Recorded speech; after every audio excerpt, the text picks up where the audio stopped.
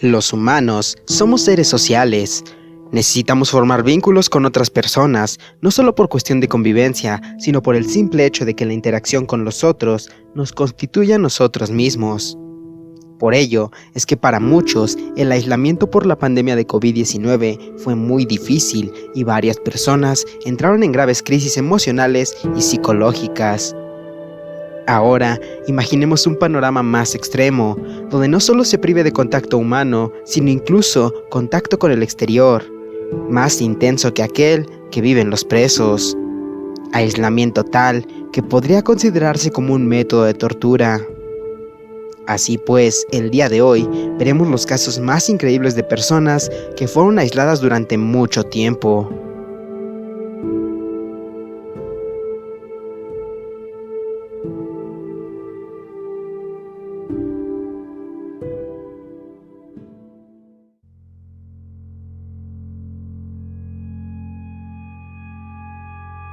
Una granja aislada en Holanda, Países Bajos, se notaba ausente de vida en su interior. Los vecinos de granjas y viviendas dispersas por las cosechas y boscosas hectáreas no se percataban de que esta construcción estuviera ocupada. La mayoría pensaba que se trataba de una granja abandonada y los que solían transcurrir el área con más regularidad llegaban a ver en contadas ocasiones a un hombre de edad muy adulta rondar la zona. Sin embargo, pensaban que este podría tratarse del dueño del terreno, que solo venía a asegurarse de que no se hubiera colado algún vagabundo o alguien que invadiera su abandonado terreno. Sin embargo, lo que nadie esperaba es que dicho anciano viviera dentro de esta deteriorada granja, y no solo eso, sino que además se encontraba acompañado de sus 6 hijos, quienes no habían salido de su sótano por aproximadamente 9 años. Esto se supo ya que uno de los hijos, que se estima tenía unos 25 años de edad, escapó y después de llegar desorientado y confundido a un bar, confesó todo a los trabajadores, quienes informaron esto a las autoridades para que se esclareciera el asunto. Se supo también que la razón por la cual el padre mantuvo cautiva a toda su familia fue porque estos esperaban el fin del mundo.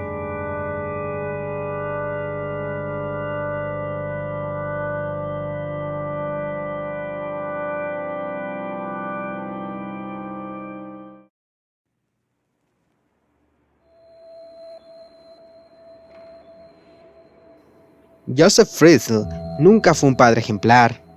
En 1967 había sido denunciado por violar a una mujer, quien en un futuro se volvería su esposa. Por este delito pasó 1 año y medio en la cárcel. Cuando recuperó su libertad, Rosemary, la víctima, volvió a aceptarlo y decidió crear una vida con él como si nada hubiera pasado. Esta unión dejó 6 hijos y Elizabeth fue la 4ª bebé en llegar al hogar. Desde el principio, el padre tenía comportamientos abusivos y violentos. Joseph era experto en generar terror y concentró la mayoría de su maldad en su 4ª hija, quien desde muy pequeña controló y evitó que se acercara a las demás personas. Desde los 11 años, Elizabeth fue violada por su padre. Cansada de esta situación, empezó a planear cómo podría escapar de la casa. Empezó trabajando como camarera en un restaurante para reunir dinero y después huyó a Viena con un amigo. Estar lejos de su casa no duró mucho, ya que su padre fácilmente la localizó y la trajo de vuelta. Una tarde, cuando la casa estaba sola, Joseph le pidió el favor a Elizabeth de ayudarlo con una tarea en el sótano. Ella, sin saber que sería la última vez que viera el exterior, aceptó. En ese entonces, la joven austriaca tenía solo 18 años y fue vista por última vez en el año de 1984. Su padre ya lo tenía todo planeado y le dijo a su esposa e hijos que Elizabeth había decidido huir para unirse a una comunidad religiosa. Al principio, su familia dudaba de esta historia, pero con el paso del tiempo, se fueron convenciendo poco a poco. Encerrada en una habitación hermética de 18 metros cuadrados debajo de su casa, se encontraba Elizabeth. Joseph tenía conocimientos como ingeniero y promotor inmobiliario, los cuales fueron claves para construir este espacio que tenía un cuarto, un pequeño baño y una cocina. Al estar debajo de la casa, no entraba ni un solo rayo de luz y no se escuchaban los ruidos del exterior. En ese lugar, ella sufrió de violencia y múltiples abusos sexuales que dieron como resultado 7 hijos. Uno de ellos murió a los pocos días de haber nacido. Después, se supo que fue el propio Joseph quien incineró los restos de ese bebé. La habitación en el sótano era muy pequeña y con la llegada de los niños representó un problema para su padre, así que decidió idear un plan. Obligó a su hija a escribir una carta donde decía que en la comunidad religiosa en la que estaba no aceptaban a los bebés, así que los dejaría a cargo de sus abuelos. Esta carta ayudó a reforzar la versión que Joseph dio cuando desapareció Elizabeth. De esta manera, 3 de sus hijos vivieron en la parte de arriba de la casa, con su familia normal. Un día, una de las niñas en el sótano se descompensó y Joseph aceptó que fuera trasladada a un hospital. Días después, Elizabeth pudo escapar, salir a verla, y ese fue el día en el que su infierno terminó. En ese entonces, ya era el año 2008, y Elizabeth ya no era una adolescente, sino una mujer de 42 años. Ella aprovechó la situación y le comentó lo que estaba viviendo a los médicos, quienes se encargaron de llamar a la policía y detuvieron a su padre. Después de un tiempo, se daría a conocer toda la verdad de lo que este hombre le hacía a su hija. Cuando este caso se hizo famoso, la prensa bautizó a Joseph Fritzl como el monstruo de Austria.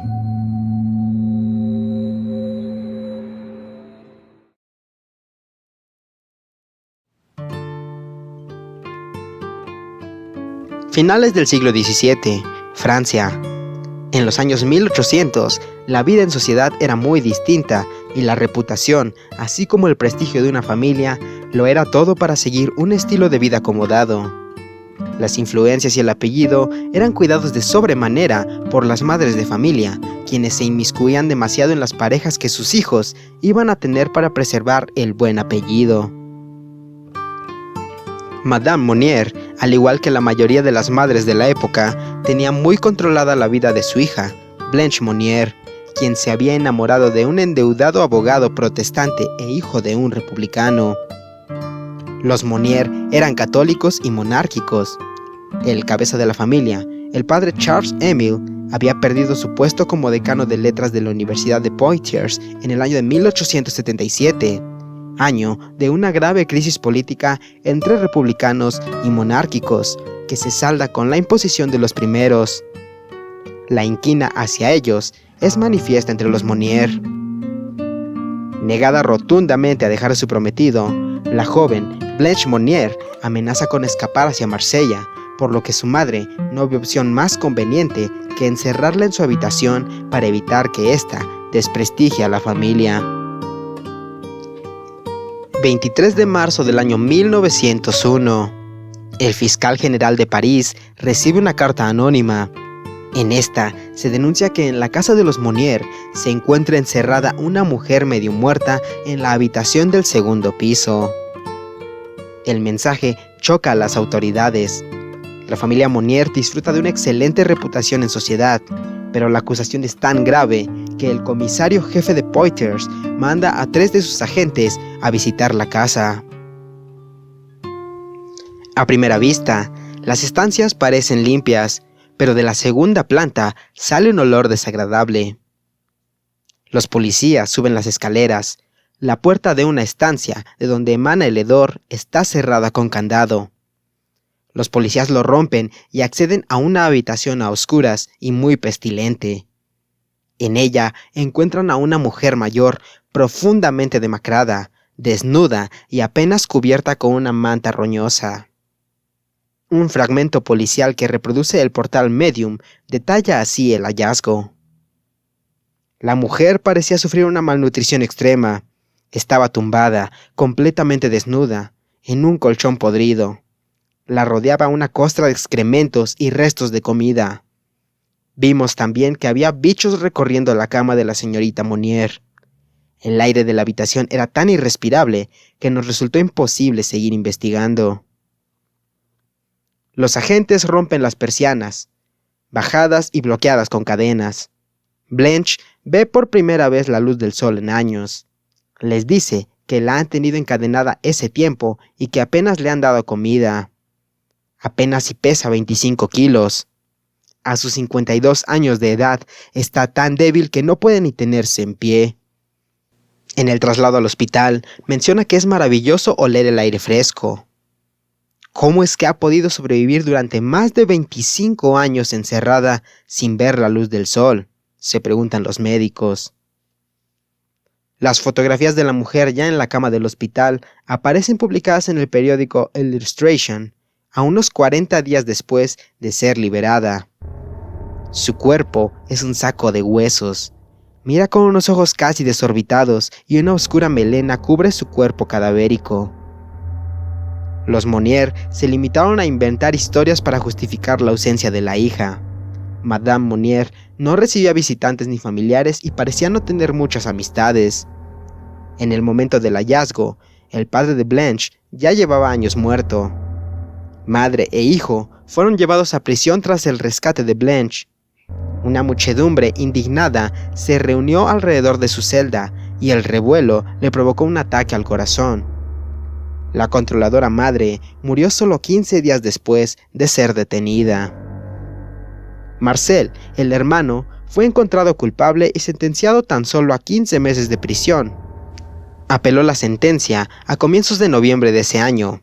Gracias a su influencia y amistades en los tribunales, pudo obtener un perdón especial. Una aberración de la justicia francesa que jamás llegó a ser explicada. Blanche pasó el resto de su vida bajo cuidado psiquiátrico, ya que nunca se recuperó de tal tortura física y mental, finalmente muriendo en el año de 1913 y acabando con su infierno.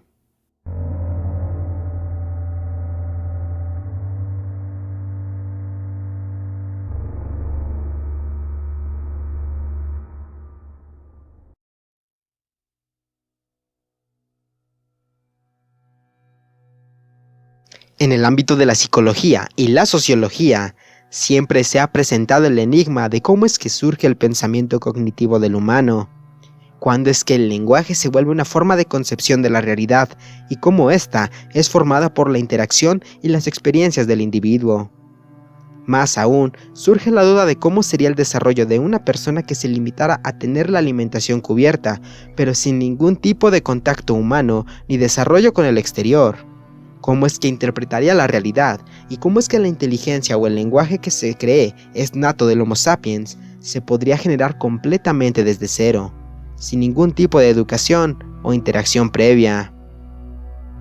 Este enigma se le conoce como el experimento prohibido, ya que evidentemente es casi imposible pensar en desarrollar dicha cantidad de condiciones en un infante, y sobre todo porque dichas condiciones entrarían en el ámbito de lo inhumano, la crueldad y la tortura, lo que sería impensable realizar a un ser humano. Sin embargo, la vida real muchas veces nos pone historias tan impactantes que logran desafiar esos niveles de incredulidad. La pequeña Ginny, que es el nombre asignado posteriormente por una doctora que la trató, nació en la ciudad de Arcadia, en el estado de California, Estados Unidos, en el año de 1957. Su padre era Clark, un hombre con una fuerte depresión originada por la muerte de su madre en un accidente de automóvil. La madre de la niña era Irene, una mujer 20 años menor que Clark, que sufría de un constante maltrato físico por parte de su marido. Ginny contaba además con un hermano mayor, John. Hubo además otros nacimientos anteriores a Ginny, pero estos no sobrevivieron. Ginny no pronunció sus primeras palabras sino hasta que contó con casi 2 años de edad. Fue evaluada por un médico que concluyó que tal vez la niña tenía una discapacidad intelectual. Este hecho marcó un punto de inflexión en la vida de Ginny, pues desde ese momento, su padre, Clark, decidiría que no podía arriesgarse a que su hija sufriera los peligros del mundo exterior y tomó la drástica y cruel resolución de aislar a la niña en un cuarto privándola prácticamente en totalidad de los estímulos. Desde entonces y hasta los 13 años, Ginny pasó todos los días de su vida encerrada en una habitación, encadenada a una silla que tenía acoplado un orinal. Para dormir, la obligaban a entrar en una jaula, únicamente equipada con una suerte de saco de dormir. Para más privación de la realidad, Clark no permitía que Ginny hablara ni emitiera ningún sonido. Esto bajo pena de golpearla o fingir ruidos de animales salvajes para asustarla, ya que su padre únicamente se comunicaba con ella con base a ladridos, y esta comunicación era completamente a oscuras y sin percepción alguna de la figura de este. La estimulación de Ginny, por tanto, fue reducida casi a cero a todos los niveles. Respecto a la alimentación, Ginny fue igualmente deprivada. Toda su manutención a lo largo de esos infernales años consistió en una especie de papilla de cereales para niños, acompañada en algunas ocasiones por un huevo cocido. Además, siempre se le daba de comer directamente a la boca, por lo que ni siquiera aprendió a valerse por sí misma en este sentido. La única persona que entraba y salía de la habitación de Ginny era su padre, pues no permitía la entrada a nadie más, ni siquiera a su madre o a su hermano. Los únicos objetos que llegó a poder tener dentro de la habitación fueron unas guías de televisión viejas, a las que previamente Clark les había recortado todas las fotos e imágenes o dibujos, dejando solo las hojas con letras que Ginny no podía decodificar. También le permitió algunas prendas de ropa impermeables o algunos envases de alimentos. La comunicación con ella se limitaba a frases cortas y autoritarias, del tipo basta, para o simplemente no. No es de extrañar que cuando el caso salió a la luz y Ginny tenía 13 años, solo fuera capaz de entender no más de 20 palabras, pues jamás se le había enseñado el lenguaje de una forma convencional. Aunque el aislamiento total era únicamente para Ginny, el resto de su familia tampoco gozaba de una amplia libertad. Clark no permitía las salidas habituales del domicilio y ni siquiera les dejaba hablar en un tono alto, por lo que Ginny jamás les escuchó. Tenía prohibida la comunicación directa, obviamente. El sometimiento psicológico de Clark hacia su familia era tal que a veces simplemente cogía su arma con el cargador puesto y les miraba a sus familiares en actitud retadora, sin pronunciar una sola palabra. No está claro cómo ocurrió, pero en el año de 1970, Irene huyó del infierno que era aquella casa y se llevó a John y a Ginny con ella. Irene no tenía los medios económicos para subsistir y se encontraba prácticamente ciega. En busca de una salida, se acercó hasta una oficina de la beneficencia en Temple City, y la mujer que les atendió rápidamente fijó su atención en Ginny y en su peculiar comportamiento, que chocaba con el que se podría esperar de una criatura de su edad. Le pareció que Ginny podría ser una niña con autismo, ya que ésta emitía ruidos ininteligibles, tenía la mirada perdida y mantenía una conducta postural extraña, asemejando que agarraba unos barrotes que en realidad no estaban allí. Le costaba mantenerse en pie debido al nulo estímulo de su cuerpo, e incluso su caminar era lo más parecido al andar de una criatura prehistórica a lo que sería un humano involucionado. Su aspecto físico asemejaba al de una niña de 6 o 7 años, aunque llevaba pañales. Sin embargo, cuando la trabajadora social descubrió que en realidad tenía 13 años, no dudó en contactar con el responsable de la oficina, que a la vez llamó a la policía. El Estado asumió la custodia de Ginny de inmediato, y tanto Irene como por supuesto Clark fueron acusados de negligencia grave y maltrato infantil continuado. En este punto fue cuando el mundo conoció el estremecedor caso de Ginny y comenzó su tratamiento y los estudios de su comportamiento y su lenguaje. Los servicios sociales del estado de California asumieron el costo de los tratamientos que Ginny necesitaba para lograr el aprendizaje que debería haber experimentado en sus primeros años y del que fue privada por las acciones de su padre. De esta manera, la niña comenzó una terapia que le permitió mejorar en su lenguaje, permitiéndole aprender palabras nuevas y llegar a construir frases cortas. pero aún así, jamás alcanzó el nivel que correspondería a una persona sin deprivación sensorial. Sin embargo, pasados los 4 años de tratamientos, se cerró el presupuesto con el que se mantenían estas terapias, por lo que Ginny dejó de recibir esta ayuda. Por ese motivo, no se conoce el alcance que el tratamiento podría haber tenido y las mejoras que la pequeña podría haber experimentado si no hubiese existido ese límite temporal que le sobrevino y que impidió complementar el plan original que tenían para ayudar a la niña. Además, tras una serie de juicios, su madre biológica recuperó la custodia, pero realmente se hizo cargo de ella muy poco tiempo, por lo que Ginny comenzó una penosa peregrinación por una serie de centros de acogida que le supusieron regresiones a su estado inicial. En algunos de estos lugares, Ginny volvió a ser maltratada, un calvario que explica que la niña volvería a tener los comportamientos que llevaba a cabo desde su encierro. Por ejemplo, dejó de pronunciar las frases aprendidas para nunca más volver a hablar. A día de hoy, apenas se tienen datos de cómo transcurrieron los años siguientes en la vida de Ginny. Por privacidad, lo único que se sabe es que pasa sus días en un centro para adultos en Los Ángeles y que su madre ya falleció. La historia de Ginny es un drama humano absoluto y es una situación que no debería haber ocurrido de ninguna manera. Sin embargo, una vez que se descubrió su caso, se realizaron una serie de investigaciones psicológicas al respecto para evaluar los efectos que la deprivación sensorial en la infancia le habían provocado a esta niña. Un experimento que, lógicamente, cualquier comité ético habría prohibido realizar, pero que en esta ocasión, lamentablemente, había ocurrido en condiciones reales. Lo que los psicólogos se preguntaban era qué parte de la conducta humana viene dada por la genética y cuál por el ambiente en el que han sido criados los niños, una dicotomía que ha generado ingentes cantidades de estudios. Esta ocasión era una oportunidad para comprobar algunas de estas cuestiones.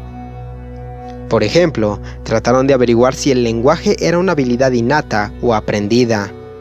Con mucho esfuerzo, lograron que Ginny aprendiera la gramática y el vocabulario correspondiente a un niño de 3 años, pero no pudieron ir más allá. Al nivel del control de impulsos, Ginny tenía ataques de ira en los que no vocalizaba, pero golpeaba objetos y el suelo, o se arañaba la cara. Además, no tenía ningún tipo de inhibición sexual y habitualmente iniciaba conductas masturbatorias sin importar dónde estuviera o quién estuviera presente en ese momento. De hecho, muchas veces intentaba que fueran los demás los que participasen en esta actividad. El no haber disfrutado de una movilidad normal a lo largo de sus primeros años había provocado que tanto brazos como piernas tuviesen atrofia y no le era posible caminar con normalidad, por lo que en muchas ocasiones se valía de la cuadrupedia para moverse por los espacios. Igualmente no tenía control sobre sus esfínteres, acostumbraba a llevar pañales y miccionaba y defecaba en cualquier ocasión, sin una voluntariedad al respecto. Con muchas dificultades, los especialistas lograron enseñarle algunas tareas básicas, como el vestirse sin necesitar ayuda externa. Sin embargo, al interrumpir los tratamientos, no se pudo continuar con estas enseñanzas y no se puede saber hasta dónde habría llegado Ginny en su recuperación. Pero la línea que separaba la ayuda altruista de la mera experimentación era muy difusa, y eso fue el detonante para interrumpir el programa y que la pequeña pasase al anonimato total. Hasta ahora, esto es lo más cercano a un experimento prohibido, pero también es uno de los casos más terribles de aislamiento que se tienen registrados.